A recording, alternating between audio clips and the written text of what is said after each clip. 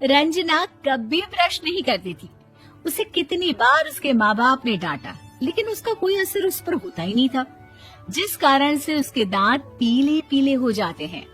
शादी के बाद अरे बहू, वैसे तो तुझ में कोई कमी नहीं है, पर तेरे दांत इतने पीले कैसे हैं बेटा? कैसे मतलब? कोई सर्जरी थोड़ी ना कराई है। वो तो क्या नाम, मैं ब्रश नहीं करती थी तो पीले हो गए। अब क्या करूं?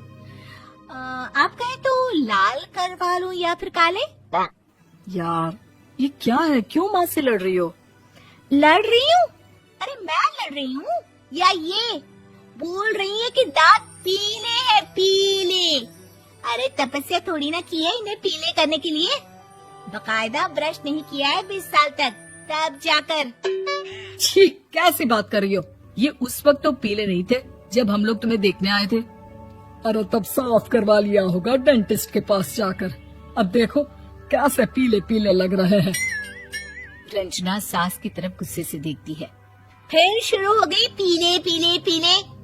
अरे पीले तो तब भी थे जब मेरे हाथ का रसगुल्ला उड़ा उड़ा कर खा रही थी और बोल रही थी, लड़की नहीं गुणों का खजाना दे रहे भाई साहब आप। खैर, अब वो लोग करते भी तो क्या करते, पीले दांत वाली बहू पल्ले पड़ी थी तो झेलना तो था ही। एक दिन कीर्तन में रंजना गाना गा रही थी। अरे कमला बहन, माँ का द्वार है, यहाँ तो सब शुद्ध होकर आते हैं, फिर अपनी बहू को ब्रश भी नहीं करवाती तुम।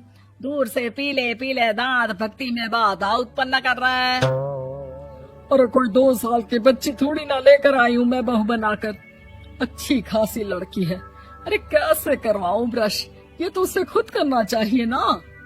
अब माँ बाप तो इसके जैसे तैसे निपटा दिए, ये नहीं सोचा कि सास कैसे संभालेगी। सास बहू को लेकर घर आ जाती है, लेकिन सोच लेती है कि अब इसे लेकर कहीं नहीं जाएगी।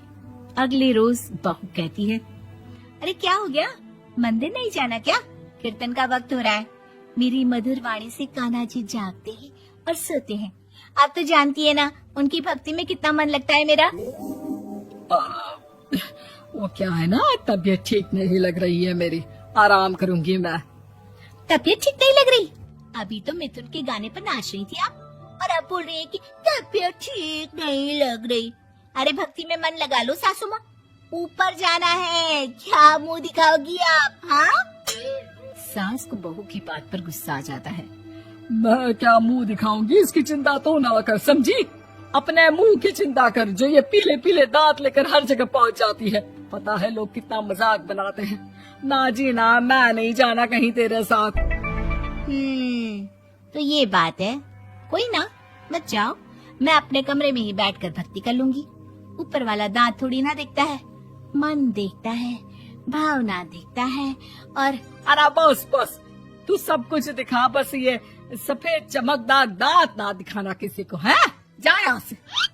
बहू को सास की बात का कोई फर्क नहीं पड़ता, वो तो जैसी थी वैसी ही रह जाती है। सुबह नहाकर किचन में खाना बनाना, फिर खाना खाना, कीर्तन भजन करना और सो जाना। एक दिन, माँ जी मैं सहेली के घर जा रही हूँ, शाम को लेट आऊंगी। हाँ हाँ, तो जाना, मैंने कौन सा तेरी आरती करनी है घर पर बैठकर। रंजना सहेली के घर जाती है, जहाँ वो पार्टी में जाने की तैयारी कर रही होती है। अरे शिखा, कहाँ जाने की तैयारी कर रही है? मैं गलत वक्त पर आ गई क्या? अरे नहीं यार, उल्टा सही वक्त पर आ गया। मैंने ये साड़ी और ज्वेलरी निकाली है यार, शाम को इनके ऑफिस की एक पार्टी में जाना है। बताना कैसा लग रहा है ये सब? नहीं यार, इस ड्रेस के साथ तो वो वाली ज्वेलरी अच्छी लगेगी। हाँ हाँ सही बोल रही है, मैंने ध्यान ही नहीं दिया। वैसे तो हमेशा से मस्त फैशन सेंस रखती है। तो बड़ा जाती होगी ना पति के साथ पार्टी में। रंजना कुछ नहीं बोलती, बस सोचती है कि यार काश ये बात सही हो जाती, पर मैं क्यों नहीं जाती पार्टी में? क्या इन लोगों की कोई पार्टी होती नहीं होगी? रंजना घर आती है और रात में पति से सवाल करती है, एक बात बताइए, आप मुझे किसी पार्टी में क्यों नहीं ले जाते? क्या आपके यहाँ ऑफिस में पार्टी नहीं होती? पति बेचारा क्या कहता कि दांत पीले हैं तुम्हारे इसलिए। अरे कोई पार्टी होती नहीं हम लोगों के ऑफिस में, तो कहाँ से लेकर जाऊं? और मार्केट, मॉल, कहीं वीकेंड घूमना, कहीं तो। अरे यार, सारे हफ्ते में एक छुट्टी मिलती है, तो सोचता हूँ कि आराम ही कर लूं। क्यों? रंजना मन मार के रह जाती है।